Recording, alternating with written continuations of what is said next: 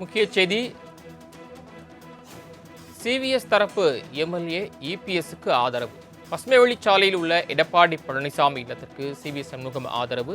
எம்எல்ஏவும் முன்னாள் அமைச்சருமான பாலகிருஷ்ணன் ரெட்டி இபிஎஸ்ஐ சந்தித்து ஆதரவு தெரிவித்திருக்கிறார். சிவி சண்முகம் அணியிலிருந்து பாலகிருஷ்ணன் ரெட்டி எம்எல்ஏ இபிஎஸ்ஐ சந்தித்து ஆதரவு அளித்திருக்கிறார். அது தொடர்பான வீடியோ வெளியாகி இருக்கிறது. முன்னதாக ஏற்கனவே 5 பேர் சிவி சண்முகம் தரப்பிலிருந்து மீண்டும் இபிஎஸ்க்கு ஆதரவு தெரிவித்த நிலையில் தற்போது மேலும் ஒரு எம்எல்ஏ ஆதரவு தெரிவித்திருக்கிறார். கூடுதல் விவரங்களை செய்த ராஜேஷ் வழங்கிக்கலாம். ராஜேஷ், விவரங்கள்.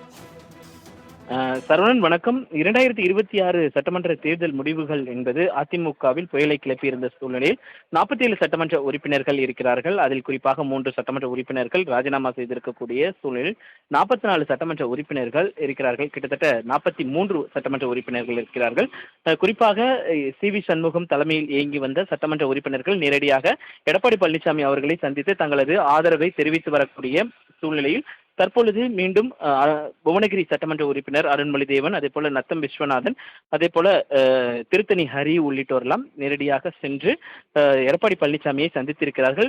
குறிப்பாக பேச்சுவார்த்தை நடத்துவதற்கான அந்த வாய்ப்புகள் இருப்பதாக கூறப்படுகிறது. ஏற்கனவே மறைமுகமாக நடைபெற்று வந்த அந்த பேச்சுவார்த்தை என்பது தற்பொழுது நேரடியாகவே இந்த குழு மாறி அமைத்து அவர்கள் அந்த பேச்சுவார்த்தையில் ஈடுபட இருப்பதாக தகவல் வெளியாகி இருக்கிறது. குறிப்பாக அவர்கள் விதிக்கக்கூடிய ஒரு நிபந்தனை என்பது கட்சி தாவல் தடை சட்டத்திலிருந்து தங்களுக்கான அந்த விலக்கை தர வேண்டும், அதாவது அந்த கடிதத்தை வாபஸ் பெற வேண்டும், தங்கள் மீது எடுக்கக்கூடிய நடவடிக்கைகளை வாபஸ் பெற வேண்டும், கட்சி ரீதியான தங்களுக்கான அந்த பதவியை முழுமையாக வழங்க வேண்டும் உள்ளிட்ட கோரிக்கைகளை அவர்கள் வலியுறுத்தியிருப்பதாக தகவல் வெளியாகி இருந்தன. இந்த நிலையில்தான் இந்த சந்திப்பு என்பது மிக முக்கியத்துவம் வாய்ந்ததாக பார்க்கப்படுகிறது. சென்னை பசுமைவழி சாலையில் இருக்கக்கூடிய அதிமுக பொதுச் செயலாளர் எடப்பாடி பழனிசாமியை சிவி சண்முகத்தினுடைய ஆதரவு சட்டமன்ற உறுப்பினர்களாக இருக்கக்கூடிய புவனகிரி அருள்மொழி தேவன், திருத்தணி ஹரி, அதே போல நத்தம் விஸ்வநாதன் ஆகியோரும் சந்தித்திருக்கிறார்கள். அவர்களுடன் முன்னாள் அமைச்சராக இருக்கக்கூடிய தங்கமணியும் சந்தித்திருக்கிறார். தாங்கள் வழங்கிய தகவல்களுக்கு நன்றி ராஜேஷ்.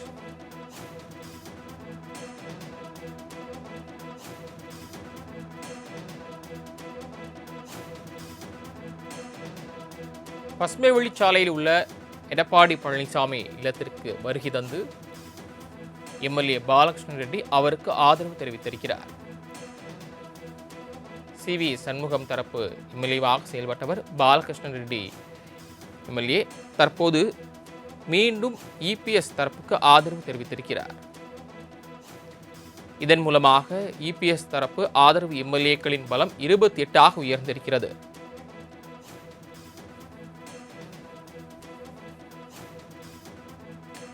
கூடுதல் விவரங்களை செய்தியாளர் ராஜேஷ் வழங்க கேட்கலாம். ராஜேஷ், தற்போது நிலவக்கூடிய இந்த மோதல் என்பது இபிஎஸ் சிவிஎஸ் தரப்பு என்ற இந்த மோதல் முடிவுக்கு வருமா? என்ன சொல்லப்படுகிறது? தொடர்ச்சியான பேச்சுவார்த்தைகள் என்பது தொடர்ச்சியாக நடைபெற்று வரக்கூடிய சூழ்நிலையில் அதற்கான வாய்ப்புகள் அதிகம் இருப்பதாகத்தான் பார்க்கப்படுகிறது. ஏனென்றால் தொடர்ச்சியாக ராஜினாமா உள்ளிட்டவைகள் செய்து கொண்டே இருந்தால் அதற்கான பலன் இல்லாமல் போய்விடும். திரும்பவும் அதிமுகவினுடைய அந்த பலமின்மையை காட்டக்கூடிய ஒரு சூழ்நிலை என்பது ஏற்படக்கூடிய சூழல் என்பது இருக்கிறதன் காரணமாக இந்த பேச்சுவார்த்தையின் மூலமாக அவர்கள் தீர்வு காண்பதற்கான அநேக வாய்ப்புகள் இருக்கிறது.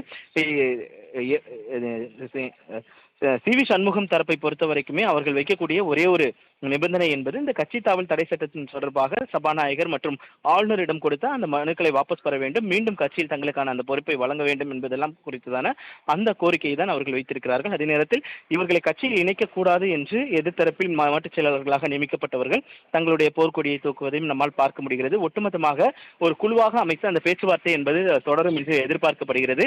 அந்த வகையில் தான் நத்தம் விஸ்வநாதன், தங்கமணி உள்ளிட்டோரெல்லாம் எடப்பாடி பழனிசாமியை சந்தித்து பேசி வருவதாக தகவல் வெளியாகி இருக்கிறது. தாங்கள் வழங்கிய தகவல்களுக்கு நன்றி ராஜேஷ்.